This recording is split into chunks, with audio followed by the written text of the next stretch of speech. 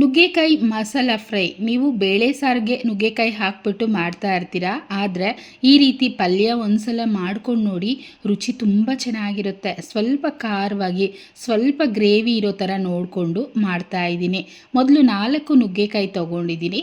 ಚೆನ್ನಾಗಿ ಫ್ರೆಶ್ ಆಗಿರಬೇಕು, ಹಾಗೆಯೇ ಎಳೆಯದಾಗಿರಬೇಕು. ಆಗ ನಮಗೆ ಫ್ರೈನೂ ಅಷ್ಟೇ ತಿನ್ನೋದಕ್ಕೆ ತುಂಬ ಚೆನ್ನಾಗಿರುತ್ತೆ.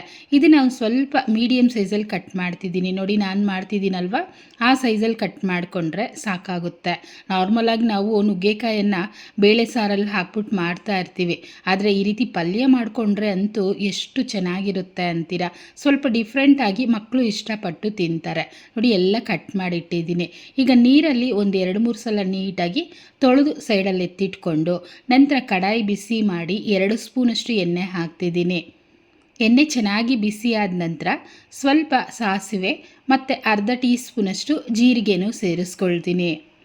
ಸಾಸಿವೆ ನಮಗಿನ್ನೇನು ಸಿಡಿತಾ ಇದೆ ಅನ್ನೋವಾಗ 2 ಕಡ್ಡಿ ಕರಿಬೇವು, ಹಾಗೆಯೇ ಒಂದು 7-8 ಎಸಲಷ್ಟು ಬೆಳ್ಳುಳ್ಳಿನ ಸೇರಿಸ್ಕೊಂಡು ಬೆಳ್ಳುಳ್ಳಿ ಚೆನ್ನಾಗಿ ಕೆಂಪಗಾಗೋವರೆಗೂ ಫ್ರೈ ಮಾಡಬೇಕು.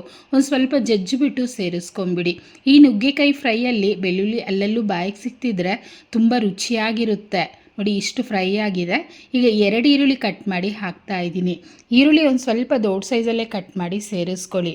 ಹಾಗೆ ಈರುಳ್ಳಿನೂ ಅಷ್ಟೇ ಹಸಿ ಸ್ಮೆಲ್ ಹೋಗೋವರೆಗೂ ಫ್ರೈ ಮಾಡಿಕೊಂಡ್ರೆ ಸಾಕು. ಈಗ ಚಿಕ್ಕದು 2 ಟೊಮೊಟೊನ ಕಟ್ ಮಾಡಿ ಹಾಕ್ಕೊಳ್ತಾ ಇದ್ದೀನಿ. ನಿಮಗೆ ನುಗ್ಗೆಕಾಯಿ ಫ್ರೈ ಒಂದು ಸ್ವಲ್ಪ ಗ್ರೇವಿ ಥರ ಬೇಕು, ರೈಸ್ ಜೊತೆ ಮಿಕ್ಸ್ ಮಾಡಿ ತಿಂತೀನಿ ಅನ್ನೋದಾದರೆ ಇನ್ನೂ ಒಂದು 2 ಟೊಮೊಟೊನ ಹಾಕ್ಕೋಬೋದು, ಚೆನ್ನಾಗಿರುತ್ತೆ. ಆದರೆ ಒಂದು ಸ್ವಲ್ಪ ಖಾರ ಹೆಚ್ಚಿಗೆ ಹಾಕಬೇಕಾಗುತ್ತೆ. ನೋಡಿ, ಟೊಮೊಟೊ ಫ್ರೈ ಆಗ್ತಿದೆ. ಈಗ ನಾನು ನುಗ್ಗೆಕಾಯನ್ನು ಹಾಕ್ತಾ ಇದ್ದೀನಿ. ನಂತರ ರುಚಿಗೆ ತಕ್ಕಷ್ಟು ಉಪ್ಪು, ಅಂದರೆ ಫ್ರೈಗೆ ಎಷ್ಟು ಬೇಕೋ ಅಷ್ಟು ಉಪ್ಪನ್ನು ಹಾಕ್ಕೊಂಡು ನೀರನ್ನು ಸೇರಿಸ್ಕೋಬೇಕು. ಹೆಚ್ಚಿಗೆ ನೀರು ಹಾಕಬೇಡಿ. ಟೀ ಗ್ಲಾಸ್ ಬರುತ್ತಲ್ವ, ಅದರಲ್ಲಿ ಒಂದು ಅರ್ಧ ಗ್ಲಾಸಷ್ಟು ಮಾತ್ರ ಹಾಕ್ಕೊಂಡ್ರೆ ಸಾಕು.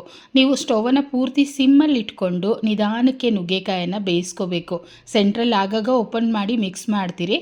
ಒಂದು 5-6 ನಿಮಿಷದಲ್ಲೇ ನಮಗೆ ನುಗ್ಗೆಕಾಯಿ ಚೆನ್ನಾಗಿ ಮೆತ್ತಗೆ ಬೆಂದೋಗುತ್ತೆ. ಓಕೆ, ನೋಡಿ, ಈಗ ಓಪನ್ ಮಾಡಿದ್ದೀನಿ. ಒಂದು ಅರ್ಧ ಭಾಗ ಬೆಂದಿದೆ. ಈಗ ನಾವು ಖಾರ ಸೇರಿಸ್ಬೇಕು. ನಾನು ಅಚ್ಕಾರದ ಪುಡಿ ಹಾಕ್ತಾ ಇದ್ದೀನಿ. ಅದೇ ನೀವು ಇನ್ನು ಸ್ವಲ್ಪ ರುಚಿ ಹೆಚ್ಚಿಗೆ ಬೇಕು, ಕಲರ್ ಕಡಿಮೆ ಇದ್ದರೂ ಪರವಾಗಿಲ್ಲ ಅಂದರೆ ಸಾಂಬಾರು ಪುಡಿ ಹಾಕ್ಕೊಳ್ಳಿ, ಚೆನ್ನಾಗಿರುತ್ತೆ. ಹಾಗೆ ಧನಿಯಾ ಪುಡಿ ಅರ್ಧ ಟೀ ಸ್ಪೂನಷ್ಟು ಸೇರಿಸ್ಕೊಳ್ತಿದ್ದೀನಿ. ನಂತರ ಗರಂ ಮಸಾಲ ಅರ್ಧ ಟೀ ಸ್ಪೂನಷ್ಟು, ಹಾಗೆಯೇ ಒಂದು ಸ್ವಲ್ಪ ಅರಿಶಿನ ಹಾಕ್ಕೊಳ್ತೀನಿ. ನೀವು ಚಿಕನ್ ಮಸಾಲ ಪೌಡರ್ ಸೇರಿಸೋ ಹಂಗಿದ್ರು ಸೇರಿಸ್ಬೋದು, ಅದು ಸಹ ಚೆನ್ನಾಗಿರುತ್ತೆ. ನೋಡಿ, ಚೆನ್ನಾಗಿ ಮಿಕ್ಸ್ ಮಾಡಿ ಈ ಜಾಗದಲ್ಲಿ ತಲ ಹಿಡಿಯುತ್ತೆ ಅನಿಸಿದ್ರೆ ಇನ್ನೂ ಸ್ವಲ್ಪ ನೀರನ್ನು ಹಾಕ್ಕೊಳ್ಳಿ. ಹೆಚ್ಚಿಗೆ ನೀರು ಹಾಕಬಾರ್ದು. ಮತ್ತೆ ಒಂದು ಅರ್ಧ ಗ್ಲಾಸಷ್ಟು ಮಾತ್ರ ಬೇಕು ಅಂದರೆ ನೀರನ್ನು ಹಾಕ್ಕೊಳ್ಳಿ. ನಾನೇನು ನೀರು ಹಾಕಲ್ಲ, ಹಾಗೇ ಮಾಡ್ತಾ ಇದ್ದೀನಿ. ಮತ್ತೆ ಒಂದು 2 ನಿಮಿಷ ಮಾತ್ರ ಬೇಯಿಸ್ಕೊಳ್ಳೋಣ. ಓಕೆ, ನೋಡಿ, ಓಪನ್ ಮಾಡಿದ್ದೀನಿ. ನುಗ್ಗೆಕಾಯಿ ಅಂತೂ ಮೆತ್ತಗೆ ಚೆನ್ನಾಗಿ ಬೆಂದಿದೆ. ಹಾಗೆಯೇ ಗ್ರೇವಿನೂ ತುಂಬ ಚೆನ್ನಾಗಿ ಬಿಟ್ಕೊಂಡಿದೆ ಅಲ್ವಾ. ನೋಡಿ, ಸಾಫ್ಟಾಗಿ ಚೆನ್ನಾಗಿ ಬೆಂದಿದೆ. ತುಂಬಾ ಬೇಯಿಸಬಾರ್ದು, ಎಲ್ಲ ಪುಡಿ ಪುಡಿ ಆಗೋಗುತ್ತೆ. ಇಷ್ಟು ಬೇಯಿಸ್ಕೊಂಡ್ರೆ ಸಾಕಾಗುತ್ತೆ. ಲಾಸ್ಟಲ್ಲಿ ಒಂದು ಹಿಡಿಯಷ್ಟು ಕೊತ್ತಂಬರಿ ಸೊಪ್ಪು ಮತ್ತು ಒಂದು ಹಿಡಿಯಷ್ಟು ಕಾಯಿ ತುರಿನ ಸೇರಿಸ್ಕೊಳ್ತಿದ್ದೀನಿ. ಕಾಯಿ ತುರಿ ಮತ್ತು ಕೊತ್ತಂಬರಿ ಸೊಪ್ಪು ಹಾಕ್ಕೊಳ್ಳೋದ್ರಿಂದನೂ ಅಷ್ಟೇ ತಿನ್ನೋದಕ್ಕೆ ಎಷ್ಟು ರುಚಿಯಾಗಿರುತ್ತೆ ಅಂತೀರಾ. ಆ ನುಗ್ಗೆಕಾಯಿ ತಿನ್ನೋವಾಗ ತೆಂಗಿನಕಾಯಿ ಬಾಯಿಗೆ ಸಿಕ್ತಿದ್ರೆ ಚೆನ್ನಾಗಿರುತ್ತೆ. ಒಂದ್ಸಲ ಈ ಮೆಥಡಲ್ಲಿ ನಿಮ್ಮ ಮನೇಲೂ ಟ್ರೈ ಮಾಡಿ ನೋಡಿ. ಹೇಗೆ ಬಂತು ಕಮೆಂಟ್ ಮಾಡಿ, ಮತ್ತು ಲೈಕ್ ಮಾಡಿ, ಶೇರ್ ಮಾಡಿ. ನಂತರ ಚಾನೆಲ್ನ ಸಬ್ಸ್ಕ್ರೈಬ್ ಮಾಡಲಿಲ್ಲ ಅಂದರೆ ಸಬ್ಸ್ಕ್ರೈಬ್ ಮಾಡ್ಕೊಳ್ಳಿ. ಪಕ್ಕದಲ್ಲಿರೋ ಬೆಲ್ ಐಕನ್ನ ಕ್ಲಿಕ್ ಮಾಡೋದು ಮರಿಬೇಡಿ. Thanks for watching.